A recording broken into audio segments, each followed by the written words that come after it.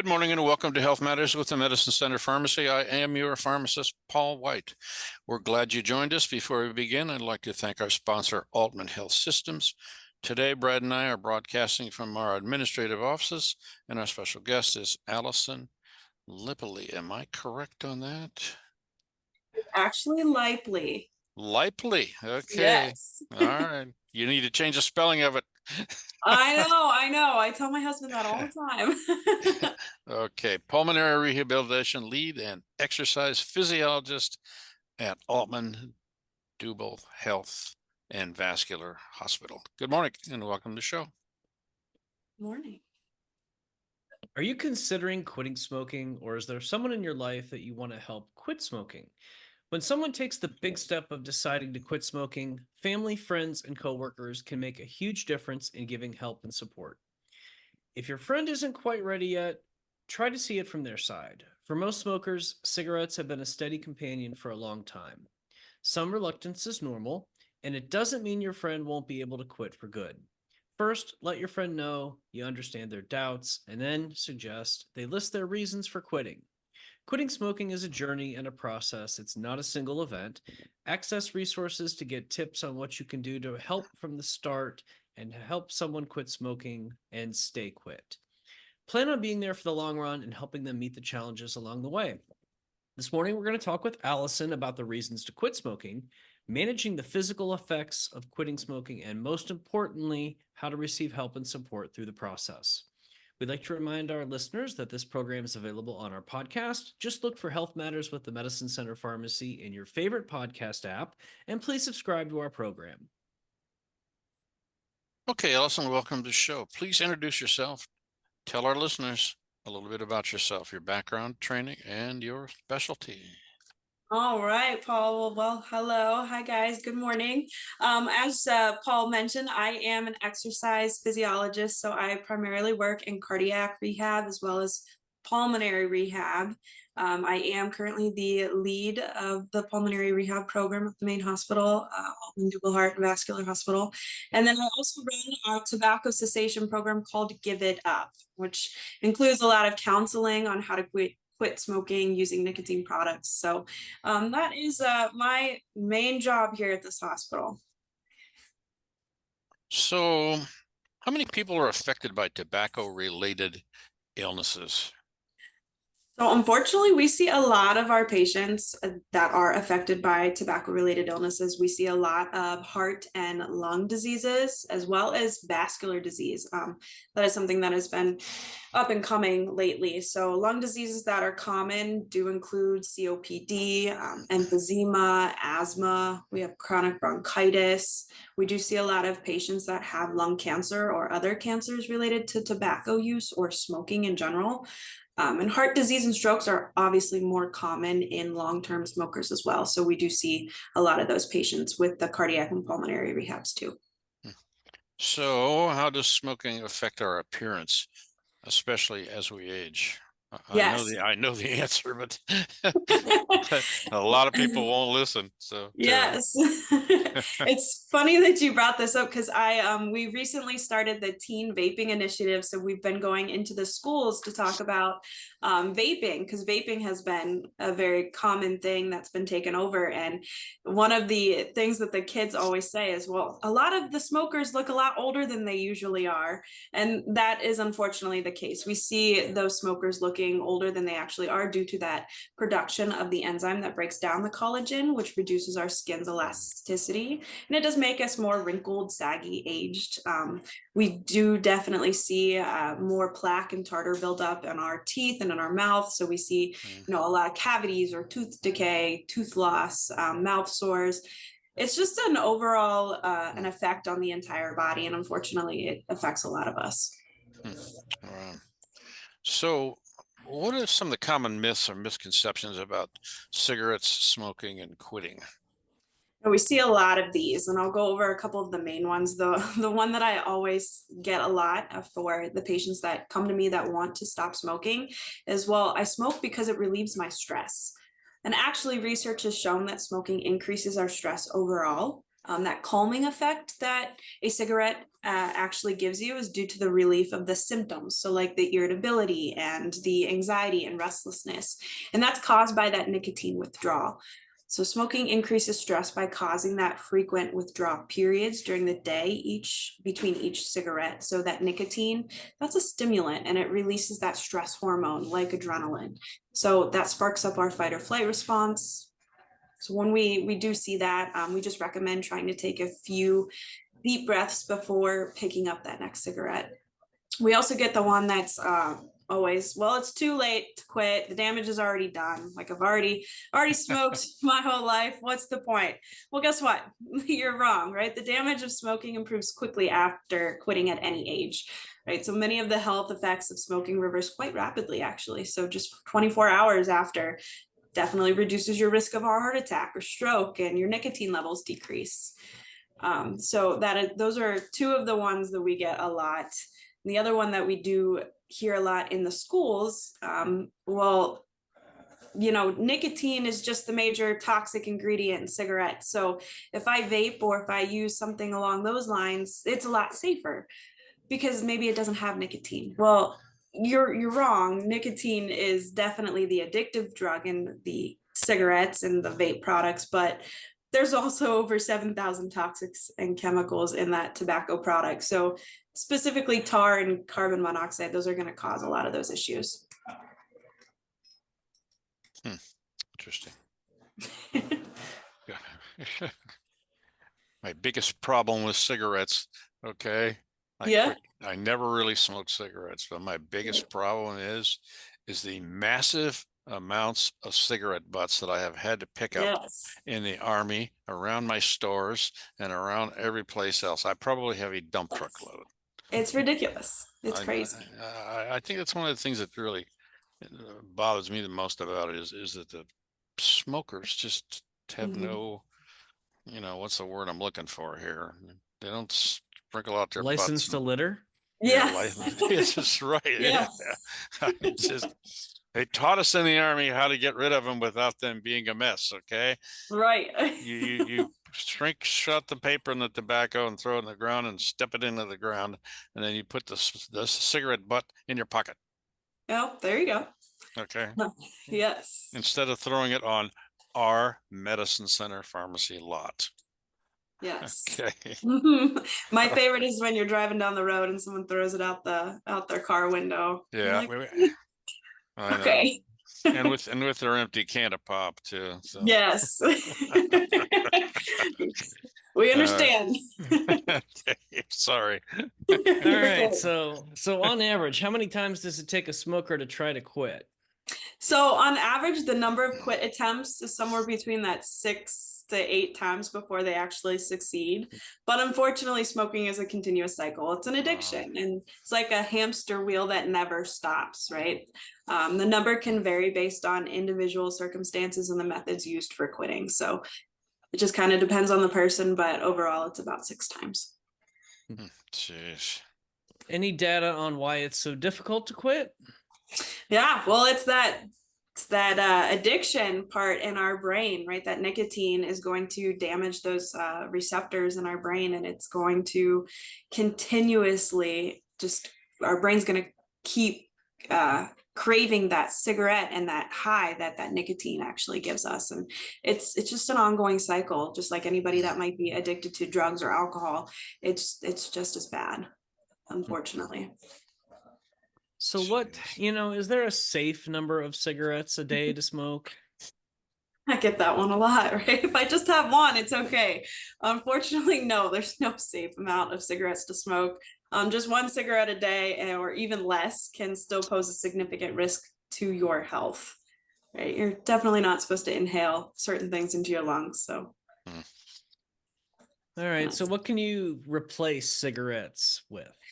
Yes. So in our Give It Up program, our tobacco cessation program, we get this a lot. People miss that feeling of holding a cigarette or in your hand or in your mouth. And smoking is a habit, it's a ritual. So when you try to quit, you definitely are going to have some of those. We always suggest replacing that cigarette with maybe a toothpick or a straw. Some people replace it with gum or candy, and they do really well. We do also have nicotine replacement therapy, like patches or gums.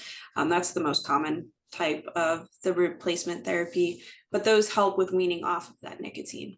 All right. One last thing before our commercial break. Are e-cigarettes a safe alternative? I could go on and on for this. Like we've talked about in our schools, unfortunately, these e-cigarettes, or we know them as vapes, they were originally known or designed to help people stop smoking. But as we've learned from the little research over the years, vapes or e-cigs, they're just as dangerous, if not worse, because we don't know the large amounts of nicotine in these products, right? You have one cigarette, and that's like your dose.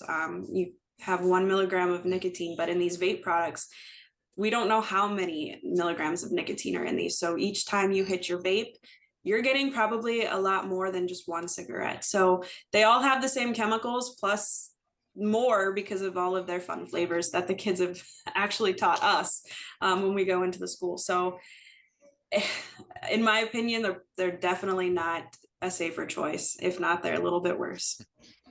First time I saw a driver vaping and driving and blown it out, I thought the car was on fire. I know, it's kind of scary when you see it. Okay, time for our first break. You're listening to Health Matters with the Medicine Center Pharmacy. Welcome back to Health Matters with the Medicine Center Pharmacy. Friends, just a reminder to stop by the pharmacy and talk to a pharmacist about our Health Matters membership savings program. We want to help you stay well and save money. So, what are common withdrawal symptoms and how are they managed? All right, so we have a lot of withdrawal symptoms that usually happen, obviously including that urge to smoke, right? When someone stops doing something, you kind of want to do that thing again a little bit more. So mood changes are very common. Feeling irritated, grouchy, depressed, trouble sleeping. We have increased appetites usually because your taste buds come back and you actually have the urge to eat a little bit more. So of course that comes with gaining weight. So we manage these symptoms a lot, or in many different ways. Our cravings can be triggered by things that make you think about smoking. So we try to change up people's routines. Maybe remember why you quit. Remind yourself why you're quitting. We use the method called the 4Ds a lot, which includes drinking water, usually through a straw, because that helps with your mouth wanting that cigarette. Taking deep breaths, distracting yourself, and delay that cigarette use. So if you can count to 60 and you still have that urge to smoke, then I say go for it, because you're going to do it either way. So we use those 4Ds until it becomes a little bit easier. Wow. Okay. Is it better to quit alone or with the help of a cessation support group? Anything is better with a group, in my opinion. So it's always best to know you're not alone in situations, right? Or any journey that you're going through. So everyone is going to have a different experience, but it's always nice to have that encouragement when you do decide to make that big change. So that's why we do these quitting cessation groups, or in a group setting, I should say. Gosh, this question, well, never mind. If a patient has COPD and lung disease, does it matter if they quit? We Hey, talked. that's a dumb question, by the way. Hey, we get it all the time, right? I still see patients on a day-to-day basis that do have either lung cancer or lung disease, and they're on oxygen and they smoke as soon as they come in from, or walking in from their car to the building, and as soon as they leave, like, they're still smoking. So it's the most essential step in any treatment of COPD is to quit smoking, and that helps from keeping your COPD from getting worse and reduces your ability to breathe. It's not an easy task, but continuing to smoke is going to make your lungs weaker and make them more prone to infection and inflammation. So when patients are always like, man, I really want to stop smoking, and they're wearing oxygen, well, I mean, you know what an open flame and oxygen usually leads to. Probably not something that you should continue to do. Burn the house down, yeah. Yeah, or their face or anything. Or I have patients that'll take their oxygen off. I'm like, guys, you need that to breathe. Come on. Jeez. Incredible. Okay. It's crazy. How successful is it? Cold turkey quit. It's usually less than about a 10% success rate. So how often do we tell ourselves we're not going to eat sweets for a day, and then you have a really bad day and resort back to those sweets? I mean, it's really hard, but if you put your mind to it, some people do succeed. It just kind of depends on that person. How do you manage the cravings while you're quitting? Yeah. So first and foremost, the cravings are going to pass. You always have to remember that, right? It's going to be really, really hard the first week to 2 weeks, but eventually it does get better if you can make it past that. We do try deep breathing exercises. We teach our patients those a lot. Avoiding situations where it's going to be tempting to smoke. So hanging out at new places, switch up your routine in the morning. A lot of our patients, they step out of bed and that's the first thing they do. They get that cigarette. So we try to switch that morning routine up a little bit. And remember, these feelings are temporary. They're going to go away and they're going to get better. We always recommend exercising, trying to maintain a healthy, balanced diet so that your hormones are all in check, and definitely seek support because you're not alone in that. Tell me, when all of the bans on restaurants and smoking and in airliners and, you know, all that kind of stuff, did that help decrease smoking, or did it just increase it? I feel like it increased it in other places, right? More people are doing it, you know, at their homes instead, or, you know, they're hanging out elsewhere, or maybe they switched. That's a lot of times where we see the increase in vape products because, okay, people don't like the smell of the cigarette smoke, but the vape products are really cool, right? You got blueberry and blue raz and, you know, cotton candy flavors, and they smell good. That's what all the kids are, you know, that's why they're addicted or transitioning to the vape products, because they smell good, they might taste good to them. So I think a lot of people changed the way that they smoke these products, not necessarily stopped altogether. I remember when there was a smoking section in airliners, and that was a long time ago. And Yes. but the smoke was all over the airplane. You know, there wasn't any real divider. Right. You know, to contain the smoke. And I thought, oh my gosh, this is kind of crazy. It's crazy. And it's not just affecting them, it's affecting everybody else because of that secondhand smoke. Correct. So it's crazy. All right, so let's talk about support. How, if I have a friend who's trying to quit smoking, how can I be supportive? Yeah, it's a great question, right? We want to make sure that they're feeling like they have your support. So definitely don't nag them on their efforts to quit or doubt their success. That's going to be really helpful. And you want to definitely find ways to help keep them busy. Celebrate their wins. Any win is a good win, right? You need to celebrate their process and remind them that things do get easier. Make sure that you check in with them. I have a lot of patients that have significant others or family members that still smoke, even though they're trying to quit. And that's really hard, right? If you have someone around you that is constantly smoking, but you're trying to give that up, it's going to make you want that more, right? You're going to say, well, they're doing it, so why can't I?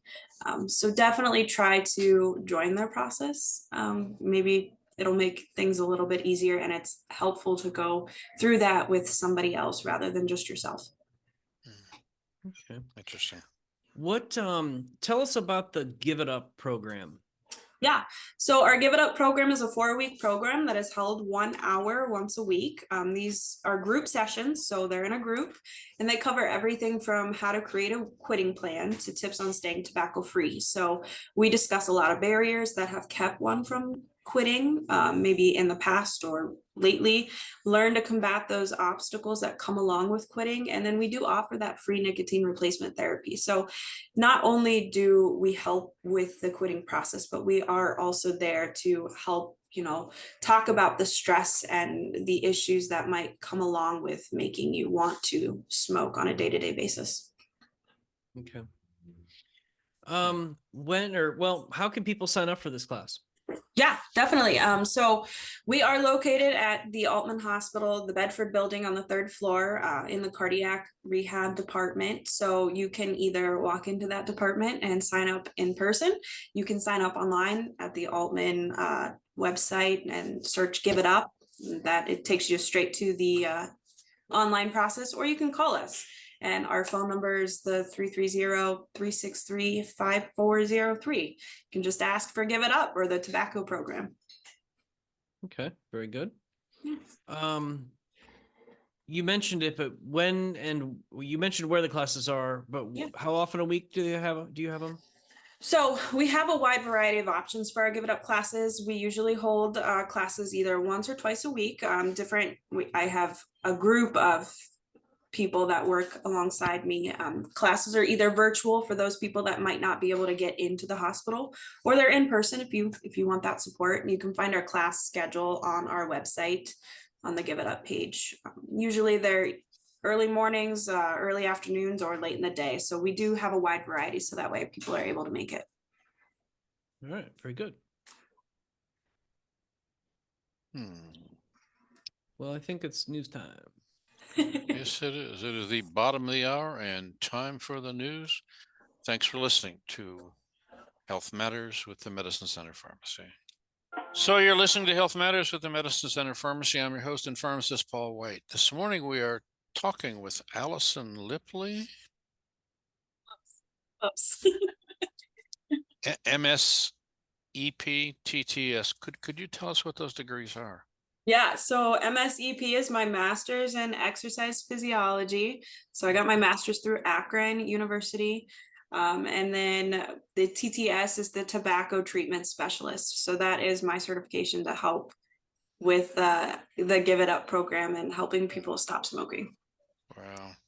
Anyway, she's from Altman Dubel Heart and Vascular Hospital. Okay. Yes. Sorry.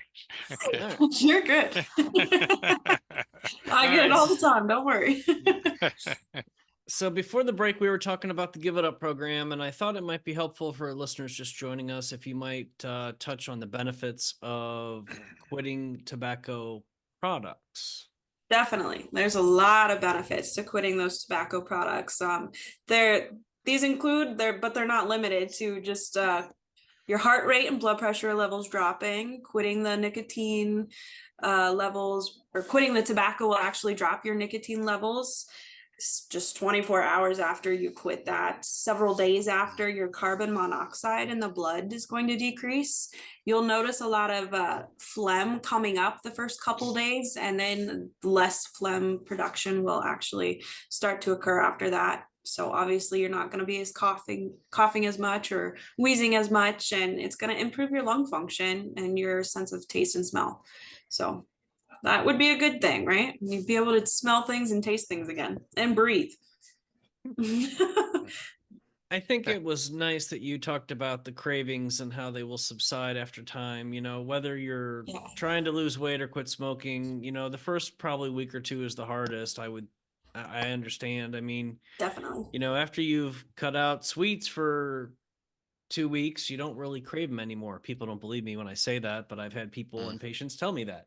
Yes, So, yes. No, you're mean, for sure. Yeah. I'm thinking the same with cigarettes. I mean, it's like if you're a big, heavy coffee drinker and you get a lot of caffeine, you feel like you get the caffeine headache if you don't have your 3 cups of coffee in the morning. Well, you know, same thing. Yeah. So Definitely. But you know, can you talk about too how you guys use a variety of different smoking cessation products to help support patients? Yes. So we actually use the nicotine patch, and it comes in 3 milligrams or 3 doses. So the 21 milligrams, the 14, or the 7. So depends on how much you smoke, or how often you smoke, or how quickly your first cigarette is from the time you wake up. We just kind of use those, and you don't get necessarily addicted to that nicotine patch. You can use those for a wide variety or a long period of time without having any effects, and very little side effects occur with your patch. And then the nicotine gum is also used just in case people have a weird reaction to the patch, maybe irritates the skin or something along those lines, or they need that feeling of chewing something in their mouth. that nicotine gum is used to. And you can get those over the counter, or you can get them in your pharmacy, or obviously with us in our Give It Up program, or your doctor can refer those. There's other products out there, but those are the two that we are using more and more often. And you can use them together too. If you need, the gum and then the patch, those can be combined. There's no issue with that. Okay. When the gum first came out, it was really hard as a rock. Yes. And I guess now it's a lot more not soothing, but chewable, if you will. Yes, and they have more flavors, I think, now than Yes. when it just came out. A lot of my patients come to me and they're like, I don't want anything to do with the gum. I'm like, well, how did you chew it? Because a lot of people don't necessarily know how to use the nicotine gum. You chew, and then you park it. It's not like you're chomping on actual gum. And there's some side effects with the gum, heart rate and just dizziness and not feeling well or nauseous. And that's why people are less likely to use the gum, more likely to use the patch. What about alcohol and cigarettes together? These smokers or drinkers, Yeah. and smokers drink a lot of coffee, with a smoke. What do you think about the alcohol combo? If you think about that, they're both stimulants. So they're both going to cause a lot of issues with your heart rate and your blood pressure and just giving you that all-time high feeling. A lot of times people that smoke, they relate it to something else. So like in the morning, we have patients that get up, they go to the bathroom and they smoke their cigarettes while they're drinking their coffee. So they usually relate smoking to another thing. So maybe that's alcohol for some people. I've had a patient that has gone through, a gambling issue. So he quit smoking and he went gambling and bought a pack of cigarettes, and he wasn't able to stop after, that one pack. So just starting it again definitely is a fallback. Yeah. Excuse me. I remember the church that I know of that had a very large bingo program. Yeah. And the people were allowed to smoke. And when they cut off the smoking, I guess the bingo players just most of them didn't come around. Yeah. And I'm thinking, my gosh, that's what that's all about, huh? Yeah. You only enjoy bingo because you're smoking. Yeah. Yeah. I thought, come on. So can't you stimulate these people another way? Right. So Yes. anyway, It's crazy. hey, so what about recommendations for websites? Yeah. So if we're not interested in that Give It Up program, that's totally okay. There's a lot of other resources out there. There's the 1-800-QUIT-NOW program that is you just call them. You can talk to someone anytime, any day. It's anonymous, so they don't know who you are. You don't have to give them any information. The truthinitiative.com, that has a lot of good resources, not only about smoking, but about vaping. So if someone is struggling with quitting vaping as well, that is something that they can use too. And then obviously our program is always here too. It is a free program. So, I mean, even if you're thinking about it, you can go through this program more than one time. Did I jump over some of your questions, Brad? No, I think we're kind of at the point where I'd kind of like her to share something about, I'm sure you've had experiences with patients who felt there was no hope and they couldn't make it happen. I just wondered if you wanted to share a memorable experience that somebody might identify with. Yeah, for sure. So I have recently had a patient that, she's just having a really hard time, and not necessarily with smoking, but stress overall. And, a lot of patients that come to me, they are not just, dealing with trying to quit smoking. They're dealing with a lot of other issues, maybe losing a job or losing your house or losing a spouse.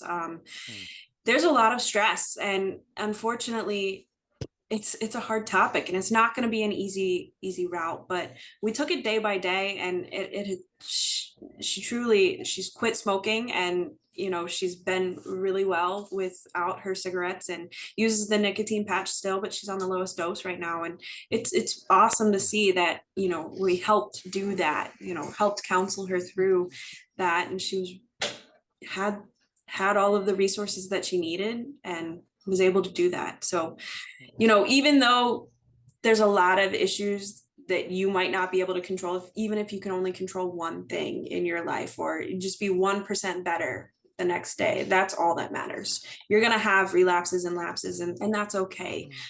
Everybody goes through that, even with weight loss or trying to stop sweets or coffee or anything like that. So just knowing that it's going to get easier, and it's not the end of the world if you fall back into a rut. You just have to be strong enough to get out of it. We have a pharmacy team member who smoked for years, and I was trying to be encouraging and not, negative about trying to get her to quit smoking. And she, to her credit, did. And even more amazing to me is a couple things that she said after the fact. And one of them was, it was probably a year or so in, she's like, I look back at that and can't even believe I did that all that time. All the money I wasted and all, I feel so much better. And and the thing that amazes me the most is her husband still smokes, and she has maintained not doing it. And I think that takes a strong person, in my opinion. And definitely. It's just, I don't know. I think it all comes back to your why. I mean, whether you want to lose weight or stop smoking, or I don't know, take a new class for further your career, the why has to matter. It can't just be somebody telling you what to do. So exactly. And that's one of the big, I think it's week 3 in our classes, we make them develop like a mantra, like come back to your mantra and make sure that you realize, if you're having a hard time, come back to that. Why are you quitting? A lot of times it's grandkids. A lot of times it's your spouse, and your spouse cannot give you an ultimatum, right? You can't, that's really hard to do. And I've had a couple patients that have gone through that, and it's harder on their end. But like your coworker, that's awesome. Like we have very few people that actually continue with the non-smoking status if their partners are still smoking or their family members are. So that's awesome. Good for her. Jeez. Yeah. Well, we probably ought to do our last break, and then we can come back and give a nice summary. Sounds good. Okay, you're listening to Health Matters with the Medicine Center Pharmacy. We'll be back in a few minutes. So welcome back to Health Matters with the Medicine Center Pharmacy. I am your pharmacist, Paul White, pharmacist Brad White, and I thank you for joining us. Let's get back to the last segment of the show. Well, I thought it'd be helpful if you give another glowing review of your Give It Up program, how to contact you all, and where you can go to sign up, and if you have any doubts, why you ought to give it a chance. Yeah, for sure. So our Give It Up program, that is the free tobacco cessation program that we do offer here at the Altman Hospital. It's a 4-week program that's held for 1 hour once a week. They're group sessions, so you're not alone. But it covers everything from creating quitting plans to tips on staying tobacco free. We discuss a lot of barriers that have kept somebody from quitting in the past. You learn to combat those obstacles that come along with quitting. We do offer that free nicotine replacement therapy, and not only are you alone, but you have us at your fingertips. Even after you graduate, you can still continue to come back to this program if you fall back into a little rut here and there. And it's definitely something that is easy to, sign up for. It's really easy to call us at our phone number, 330-363-5403. You can walk right into that cardiac rehab department in the Bedford building on the 3rd floor. You can sign up online, the altmanhospital.com/giveitup. Lots of different variety of options for class times. So you can do it in person, you can do it virtual if that's not something that you want to do. And we offer a variety of classes, and it's every 4 weeks. So we do offer them usually starting at the beginning of the month, and you're with us for a whole month. So even after you graduate, we do check in 30 days later, and then 60 if you need some more guidance. for sure. You mentioned, I think it's worth saying maybe a comment on the group setting. Yeah. I'm guessing there's occasions where you, the group leader, may provide some education and people are like, yeah, whatever, there's no way that'll work or whatever. But Yeah. I'm guessing it's really helpful to have another person there that's been like, look, I've tried that. It works for me, or if you're having this trouble, try that. I mean, sometimes that camaraderie helps. Do you have any comments on maybe a situation where your group carried the Yes. process for you, if you will? Definitely. Yeah. I recently had a group probably 4 or 5 months ago, and everyone in that group, they were longtime smokers. They all had lung issues, and Jeez. stress was their main issue, right? So the first session, we kind of just get to know everybody. You kind of tell me your why you want to stop, how long you've been smoking, and then we kind of go through, what are your main barriers? Like, what are your main obstacles, and why are you not able to quit, or why do you feel like you haven't been able to? And a lot of times that sparks a lot of conversation. Someone will hear, well, money, like the cost of cigarettes has been going up, and they'll start going back to, back in my day, that's the pack of cigarettes cost $2. And I'm like, man, now they're like $10 a pack, and I don't know how you guys afford it. So that is a good why of stopping to smoke or stop smoking. But it's definitely nice to see that interaction between people, because if it's just me, I mean, I'm a young person that, wasn't around back in those days. So smoking was very common. My grandfather or my parents, probably smoked way back when they were teens, just because that was what you did. And so it's hard because I see the side effects and the issues that it has obviously brought upon people that were longtime smokers. So it's always nice to know that there's someone else around going through the same things, and the group setting just works a little bit better. Yeah. You know what? Something that is a little random, but it made me think of something. I have a coworker whose daughter was looking for a job, Yeah. and she applied at a vape store. Mm-hmm. And the first question they asked her was, do you smoke? And she said no. And then she said, I'm sorry, the interview's over, because if you start to work here, you're going to start to vape. Yeah. And I thought Yeah. that was fascinating. That So is it's kind of works in the reverse. So, the Jeez. 5 people you hang around the most is what you become. Well, Yeah. maybe you unfortunately need to look at your group if it's not a healthy habit. So Yeah. Oh, for sure. And just being in the schools lately, we've been into a lot of like elementary, high schools lately, just talking about that vaping initiative. And a lot of the younger kids are very against it. They are more knowledgeable than the upperclassmen, and it's crazy to see. And they've actually taught me and my coworkers a lot of information, because we're not vapors, right? We don't do that. So, we're learning everything through them, and it's crazy to see that you can walk right into these vape shops, even not being 21 years old, and they are selling these products because, well, they're getting money for it, right?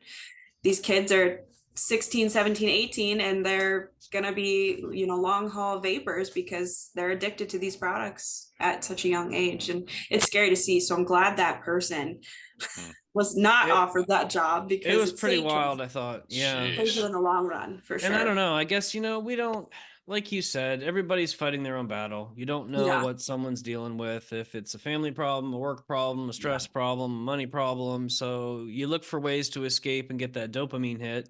Yeah. I guess I would say to those people, try exercise. Yeah. That sounds, It's bad, but yeah. there's other ways than drugs and alcohol and smoking. It's just, it doesn't 100%. have to be cool because your friend does it. So. Right. Yes. And teaching that to young kids, that's the most important part. And that's what we're trying to get that across. Like, it's not cool. So you mentioned the schools a couple times. Do you guys actively go into the schools for programs? Yes, And how does we that do. look? I mean, what does that look like? So we actually have a presentation that we go into these schools. Usually it's 1 to 2 times a week. Like we'll set up a time for a certain school. We've recently been in East Canton and Canton South and North Canton City schools. We go in and we literally just talk to these kids. We have a presentation about how it affects your heart and how it affects your lungs, and how much like nicotine are in these products, and what are these chemicals that are affecting you. because a lot of them aren't aware of everything else that are in these, vaping products or cigarettes. There's formaldehyde and acetone and, arsenic in these cigarettes and vape products. So it's crazy when you give them that slide on that presentation, they're like, oh my goodness, like their eyes get really big. It's always very funny to watch their reaction. But we go in and we talk to these kids and get their feedback. It's more of a discussion based, so that they're able to teach us a little bit more too. They're telling us how they're getting it. You have to be 21 to buy these products. So you've got 12, 13-year-olds getting these products. Well, tell us how you're getting them. Like, we want to know that. So it's very eye-opening, and they're very informative on our end for sure. So we just communicate to the schools if they're interested. We set up a time, we come in, and we teach this to their students.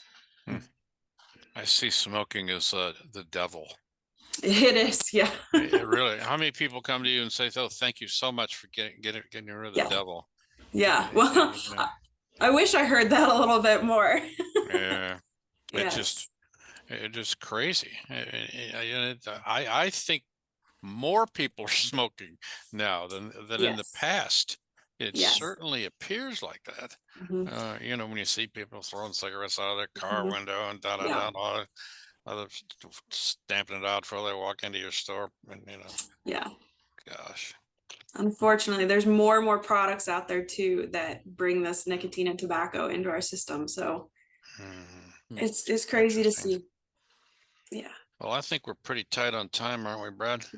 We got a couple minutes. Is there anything that, Allison, we haven't talked about that you want to, or something you just want to reinforce before we wrap up? Or yeah, I mean, I guess I just always want to remind you guys, taking that first step, even if you're not ready to quit, going through, that talking to someone or going through the Give It Up program, it just kind of helps you have all of that information so that when you are ready, you have that at your fingertips. And I always recommend, when I call my patients, are you ready to give that up? Like, I get a lot of referrals from your primary care physicians or your cardiologists and your pulmonologists, and everybody's always like, well, I'm too busy, I'm going through a lot. Well, let me help you through this one thing.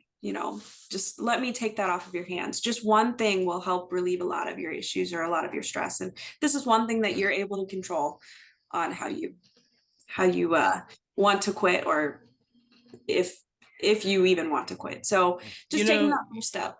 You made me think of something right there, and everybody's going through a lot of things. Maybe that's the first thing to work on that helps you build the cascade to help with the other things you're dealing with. So you got to start somewhere. So exactly. Why not start there? That's what I always tell them. Like, just make that first step, dip your toes in the water, and the rest will follow. Cool. Wow. How about you share your information with us as to how individuals can get a hold of you? Yeah, so you can call the 330-363-5403. I'm at the hospital every Tuesday and Thursday, and I'm at the outbuildings the rest of the week, so they can direct you elsewhere. You can actually ask your physician to send in a referral for the Give It Up program. As soon as I get those hot off the press, I get your information and I call you, usually that same day that I get that referral. So that is another option, or you can email me, reach me at my first and last name, altman.com. So either way, you'll be able to find me one way or another. Okay. All right. Tracking you down. Yes. Okay. As long as my name is spelled right, we're good. I misspell it all the time. my husband points it out. He's like, it's been 12 years. Wow. Well, married 4, but together 12. So you'd think I would know by now. Okay. I would like to thank Altman's cardiac division. I happen to have a heart cath in there this past week. Okay. And that division of the hospital is absolutely fabulous. The staff, the physicians, the nurses, the ancillary staff, everybody who helps, it was just fabulous. So yes, they are great. In and out in 6 hours. So how about that? Well, that's awesome. I'm glad you're doing well. Yeah, I am. Okay. Thank you very much. Thank you, I guess, Allison Lipley. Yes, thank you. Yes. Okay, pulmonary rehabilitation lead at Altman Dubel Heart and Vascular Hospital. We would like to remind you, our listeners, if you suspect you have a medical issue, please contact your healthcare provider. Thanks to our sponsor, Altman Health Systems. As always, sorry. We thank our listeners for joining us on Health Matters with the Medicine Center Pharmacy. Have a healthy weekend. We will see you again next Friday right here on News Talk 1480 WHBC. Thank you very much.